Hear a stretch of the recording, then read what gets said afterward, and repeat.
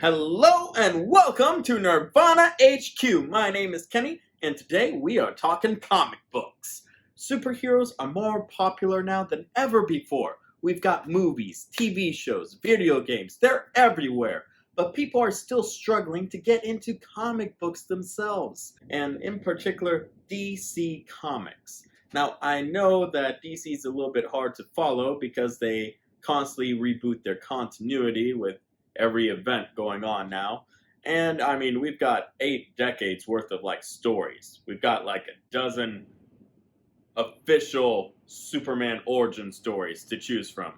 So it could be a little bit confusing, but I'm going to give you a couple of tips, a few trade paperback recommendations for you to check them out and to help you get started. And if you're already into comic books, then this will be a good video for some tips on how to get some of your friends hooked on it.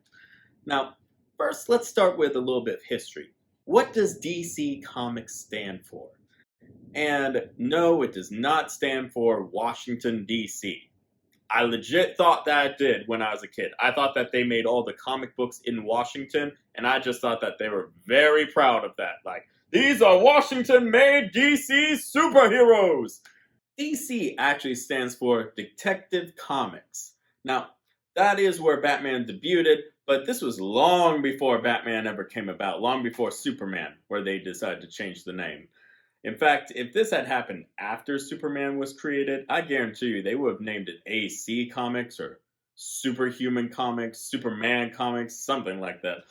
But no, it's Detective Comics, and yeah, I know Detective Comics is a little bit redundant, but, it's already done. Paperwork's been signed. Branding has already been made. It is too late to change that name now. We are stuck with it. Now, another question that I get is, who is the Stan Lee equivalent at DC Comics? And the short answer is, there is none. And I'm not just saying that just to be polite, like there's no equal to Stan Lee. No, I mean that as in DC is a publishing house. Meaning that Marvel pretty much was this little office in the beginning where they created their own characters and published them. DC, you had to be like an artist or writer, and you would submit, offer your character for them, and they would decide whether or not they would publish it.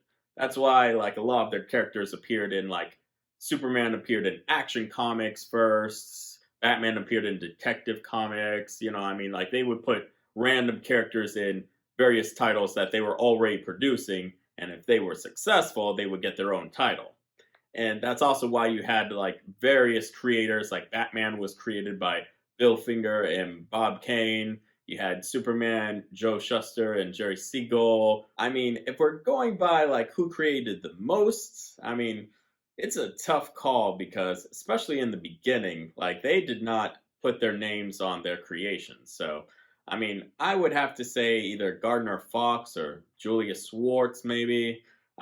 It's hard to really tell. And DC would even take it a step further and buy characters that appeared in other companies' books once the companies went under. That's how we got characters like Shazam, Plastic Man, Black Hawk, Static Shock. They all belong to other companies. Static Shock in particular was from Milestone. DC bought Milestone and ergo bought Static Shock. I believe they did the same for Wildstorm and got the Wildcats and Grifter and all of them.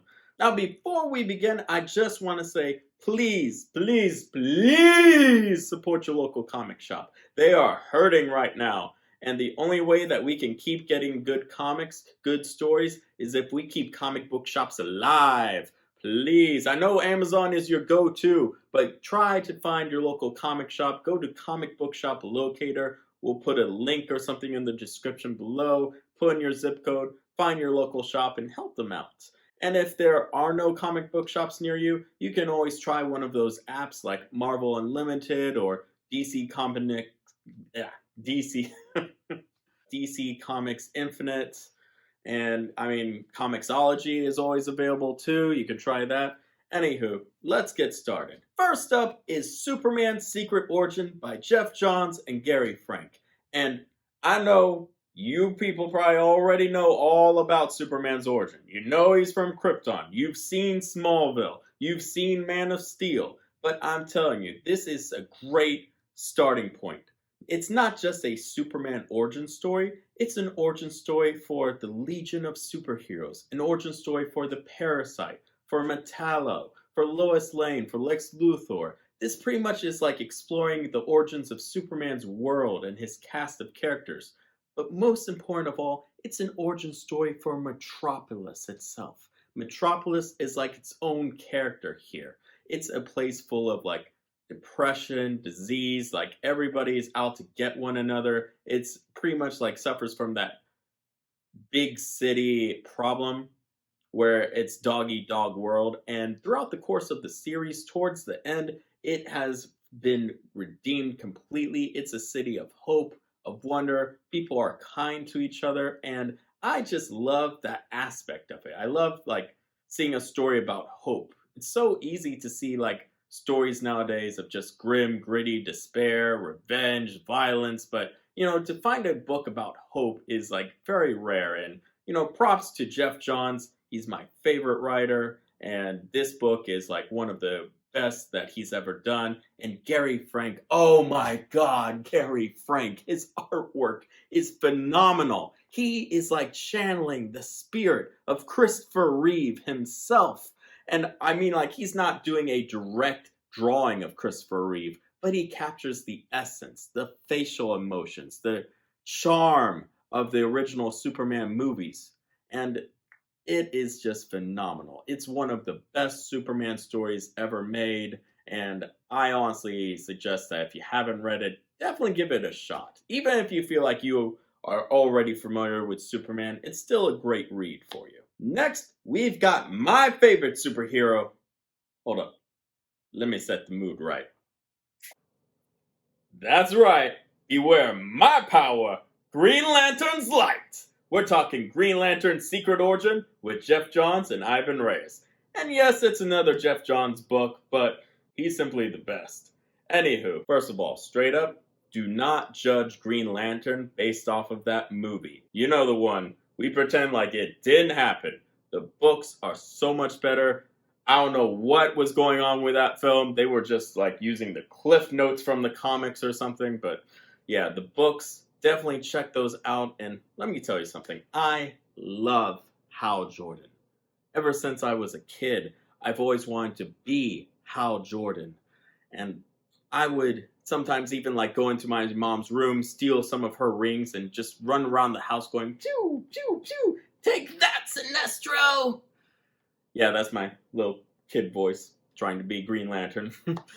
But yeah, no, the book itself, very similar to Superman Secret Origin. We are not only dealing with Hal Jordan, but we're dealing with like his supporting cast. We see his discharge from the Air Force, his acceptance into the Green Lantern Corps. We see Kilowog, his relationship with Carol Ferris, Sinestro, Hector Hammond, Black Hand's even thrown in there.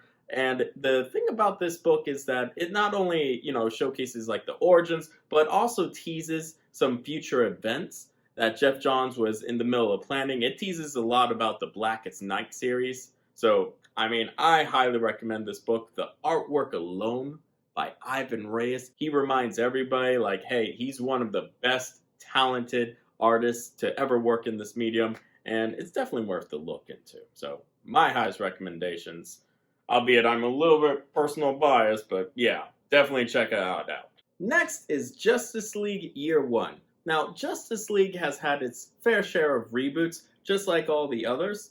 And, some of them can feel more like a Michael Bay action movie than an actual story. That doesn't mean like it's bad, just like I prefer this one, because it's more about the personalities of the characters. It doesn't really focus so much as like how they first meet or their first case, but how they came together from strangers to acquaintances to friends and, to form a team. They form these bonds together. And we get to see personal lives of Martian Manhunter, Black Canary, Aquaman. I mean, people that I myself was not familiar with at first. And it is also a great history look back on the DC universe back in the Silver Age. We have got characters there that that don't really appear in modern media, like Metamorpho, Metal Man, Doom Patrol. There's a whole crossover with Doom Patrol, and I mean, it's a great look back. Mark Waid, he's one of the greatest writers out there, and Mark Waid actually gave me one of my favorite quotes. To make a story that people will read, you make it about people, and people will care. And the truth is, you have so many books out there that mainly focus on costume designs or action sequences. Granted, those are important, but the most successful books out there are the ones with characters that you can relate to, characters that you can identify, fall for, care about. Those are the most successful books. And that's what this book really is. It's about people first and superheroes second. And I mean, I think that it's fantastic and definitely check it out. It's a great history lesson for the DC universe without having to feel like a lecture. Now, you don't always have to start from the beginning or from the origin story when reading comic books. In a lot of cases, more often than not, you could just jump right in to the latest story arc and still understand how things are going. And one of those cases is our next option, which is formerly known as the Justice League. Now, despite the fact that this book has the title Justice League on it, don't be dissuaded. It is actually a comedy series. Not in the style of like Deadpool or like spoofing things like Teen Titans Go, but more in the lines of like Seinfeld or BoJack Horseman. There's tons of like fancy wordplay, funny dialogue, and honestly, the book is about some lesser known members of the Justice League from back in the 80s, and they all get together to form their own Heroes for Hire business. They open up a superhero rent shop in a strip mall. And they don't really fight crime or anything. They pretty much just like hang out and just mock the absurdity of, the DC universe, pop culture, politics all around them. It's a great change of pace from all the dark, grim, and gritty, Punisher, Daredevil kind of stories out there. And honestly, like, there are maybe some references that I'll go over people's head, but for the most part, this book is very new reader friendly, and I highly recommend it. It is hilarious, one of the best out there. And speaking of humor, our next book is going to be Harley Quinn by Amanda Connor and Jimmy Palmiotti. Now, I got a confession to make. I did not really care that much for Harley Quinn.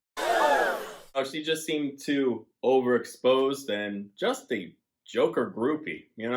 But, this book really set her off to be a starring role. A lot of it. She was separated from the Joker, trying to make a name for herself. And a lot of elements from this book were taken for the Harley Quinn movie that came out, the Harley Quinn TV show. Both are great. And pretty much their book has a lot of like sexy humor to it, a lot of dark comedy, very Deadpool-esque. If you love Deadpool, this would be a great book for you. There are tons of Harley fans out there for a reason, and this book really helped shape her out. Now, normally I would recommend her origin story, Mad Love, but let's face it, Harley's origin is as well known as Superman's at this point. So that's why I highly recommend that we just jump into the middle on this great book. Amanda and Jimmy really know how to bring out the best in Harley. They bring in all of the sexiness, the dark humor, the over-the-top insane action, explosions everywhere. It's like the perfect book if you love Deadpool. And finally, it wouldn't be a real DC list if we didn't include at least one Batman book. Now, a lot of people will probably try starting you off with Batman Year One, but Batman is so oversaturated. I have seen the Wayne family gunned down so many times. If I have to see it one more, I will just like, grr. So I don't recommend Batman Year One, and a lot of people would probably recommend Batman The Long Halloween or Dark Knight Returns. Great books, but they can be like overwhelming to new readers. They are incredibly thick. Let me be honest here. So you want to start people off with something a little bit smaller, a little bit more reasonable. So I highly recommend Batman Hush. It's perfect size. It's great read. It's probably the greatest thing that Jeff Loeb has ever written in his life. The artwork by Jim Lee is phenomenal. It's so good that they pretty much made him like chair of DC Comics. Literally, he is like in charge of the comic company now. But more to the point, it's one of the few Batman stories that has all the villains there together. And it really is a turning point for Batman. It redefines Catwoman, makes her an official member of the Bat family. You know, she's been an ally and a villain off and on for years, but this one finally confirmed her as an ally, and more importantly, it completely redeemed the Riddler. And not redeemed as in like he's a good guy. I mean, Riddler before this story was deemed as like a joke, just forgotten throwaway. Like his only claim to fame was the Frank Gershwin's performance in the Batman series. So this book really made Riddler like an actual threat. This is the one that pretty much gave Riddler his comeback. Well, that's all that I have for you for right now. I know I couldn't touch on like every single DC Comics character out there, but maybe I'll make another video down the road with like some more oddball characters. What are some books that you would recommend for new readers starting out for DC? Like, comment below, and you know the drill, subscribe, check out our Facebook page at the Nirvana for nerdy news every single day, and stay nerdy, stay sexy, and we'll see you next time, Space Cowboy.